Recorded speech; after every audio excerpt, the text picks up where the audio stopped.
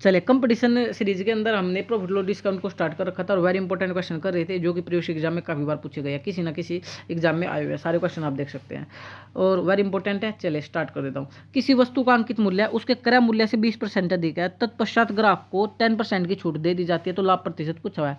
आप आराम से पढ़े, किसी वस्तु का अंकित मूल्य उसके क्रय मूल्य से 20% अधिक है, ये अगर लाइन है तो आप क्या करें, कॉस्ट प्राइस ही मान लो, मतलब क्रय मूल्य 100 रुपये मान लो, कितना मान लो 100 रुपये, तो मार्क प्राइस कितना था 20% दिखता, 100 का 20% करोगे तो 20 रुपये, कितना होगा 20, 100 का 20% देखो ना भाई, 100 का 20% कितना होता है 20, तो मार्क प्राइस की कीमत कितनी आ गई 120 रुपये, कितनी आ गई 120 रुपये। आगे बढ़ो, 120 रुपये। तत्पश्चात ग्राहक को 10% की छूट दे दी, कितने की छूट दे दी 10% की छूट दे दी, तो आप भी क्या काम करो 10% की छूट दे दो। अगर 120 पर 10% की छूट दे दोगे तो 10% की छूट यानी डिस्काउंट दोगे 10% का, तो कितने की छूट दोगे सर 12 रुपये की। डिस्काउंट एक तरह का लॉस होता है ग्राहक के दुकानदार के लिए, तो 120 में से 12 घटाओगे, 20 में से 12 घटा लो 8, तो 108 रुपये। 108 रुपये में आप वस्तु को सेलिंग प्राइस कर दोगे, बेच दोगे। आपने वस्तु खरीदी कितने की थी सर 100 रुपये में, बेची कितनी 108 रुपये में, तो कितने का प्रॉफिट कमा लिया फिर भी 8% का। 100 पर कैलकुलेट करेंगे ना, क्योंकि देखो क्वेश्चन में पूछ ही रहा था ना, आप क्वेश्चन को देखे लास्ट लाइन को, ये पूछ रहा है लाभ प्रतिशत है, लाभ प्रतिशत पूछ रहा है आप लोगों से कि लाभ प्रतिशत कितना है, तो आप लोग ही देख लो 100 रुपये की वस्तु आप लोगों ने कितने में बेच दी 108 रुपये में। 100 रुपये की वस्तु को आप लोगों ने कितने में सेल कर दिया 108 रुपये में सेल कर दिया, तो कितने का प्रॉफिट कमा लिया 100 से 108, 8%। 100 पर तो डायरेक्ट कैलकुलेट हो जाएगा 8%, तो करेक्ट आंसर होगा आपका 8%। ऑप्शन आप चेक कर सकते हैं 8%, ये B is the correct answer. ठीक है, हो जाएगा। नेक्स्ट क्वेश्चन देखो, क्वेश्चन नंबर 26, अच्छा क्वेश्चन है। अगर क्वेश्चन नंबर 26 की बात मैं करूँ तो रुकना एक सेकंड के लिए।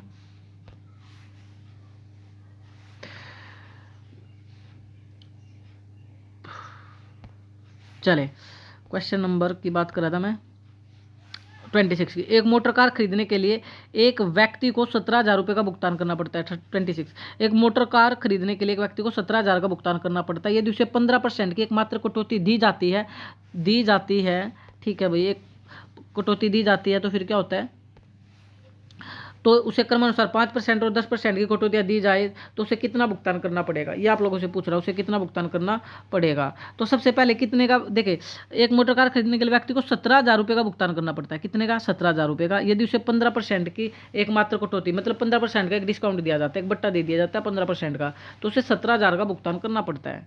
ठीक है भाई, कितने का भुगतान करना पड़ा सर 17,000 का, तो 17,000 का भुगतान करना पड़ा ही नहीं, तो सेलिंग प्राइस हो गया एक तरह से 17,000 रुपये।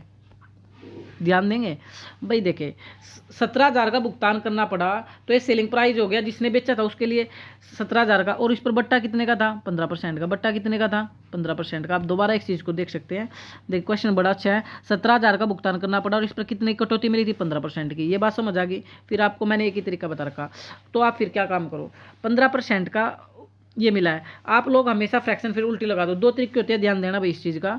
अगर मार्क प्राइस है, क्या है सर मार्क प्राइस है, मार्क प्राइस के बाद क्या आता है, मार्क प्राइस के बाद ये डिस्काउंट आता है, फिर ये सेलिंग प्राइस भी होता है और ये कॉस्ट प्राइस भी हो जाता है। इस बात को तो आप थोड़ा ध्यान देना। मान लो किसी व्यक्ति ने कोई वस्तु खरीदी है, उसके लिए तो कॉस्ट प्राइस ही कहलाएगा ये, और किसी जो दुकानदार है उसने वस्तु बेची है तो उसके लिए सेलिंग प्राइस कहलाएगा। लेकिन मेरी बात को ध्यान से सीखो, जो मैं बताना चाह रहा हूँ, यानी स्टार्टिंग में मार्क प्राइस आता है, आप इस चीज़ को देख लो, स्टार्टिंग में क्या आता है मार्क प्राइस के बाद डिस्काउंट आता है। यानी अगर आप सीधे चलोगे मार्क प्राइस से सेलिंग प्राइस पर जाओगे तो फ्रैक्शन सीधी लगेगी, और सेलिंग प्राइस से मार्क प्राइस पर आओगे तो फ्रैक्शन उल्टी लगेगी। बस इतनी सी कहानी आप अगर याद रख लेते हैं तो क्वेश्चन ये चुटकी में हो जाएगा भाई। ठीक है, और ये लो, अब इस क्वेश्चन को हम कर देते हैं आराम से, बिल्कुल कोई दिक्कत आने वाली नहीं है। ये देखें, अब देखो डिस्काउंट, अब मैंने बोला फ्रैक्शनलिटी लगा दो बस 17,000, क्योंकि मार्क प्राइस पर जाना है आपको, तो 15% का फ्रैक्शन क्या होगी भाई, 15% की फ्रैक्शन क्या होगी अगर आपको मैं बताऊं तो 85/100 होती है। कितनी होती है 85/100 होती है, 85/100 15%, 100 में से घटाओगे 85/100 फ्रैक्शन उल्टी लगेगी, यानी 100/85, 100/85 कैलकुलेट करो इसको, 17 पे जाएगा तो 1,000 आ गया, 17×5 5 से काटोगे 5 दूनी 10, 200 ही आ गया। तो मार्क प्राइस है 20,000 रुपये, मार्क प्राइस कितना आ गया 20,000 रुपये है, मार्क प्राइस कितना 20,000 रुपये। समझ आई क्या, फ्रैक्शन उल्टी लगा करके मार्क प्राइस 20,000 रुपये आ गया। लेकिन अगर अब आप आगे देखो तो अब आगे उसने बोला,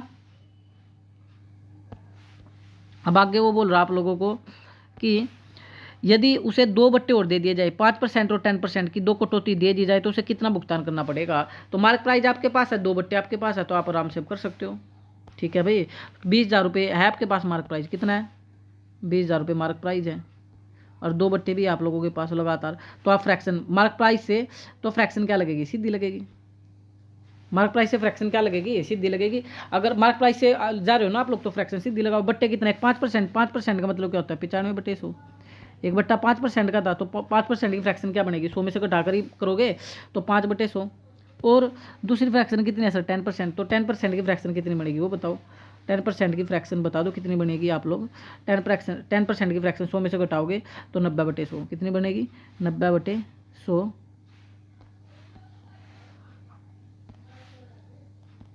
90/100, तो 2 जीरो से 2 जीरो और 2 जीरो से ये 2 जीरो, तो सिर्फ कैलकुलेशन आपको करनी पड़ेगी। 9 दूनी 18, 180, 180 की मल्टीप्लाई 95 से करोगे तो आंसर आ जाएगा 0। 18 पंजे 90, 9, 18 पंजे 90, 9, 18 निम्मे 162 में 9 जोड़ोगे 171, तो 17,100 रुपये।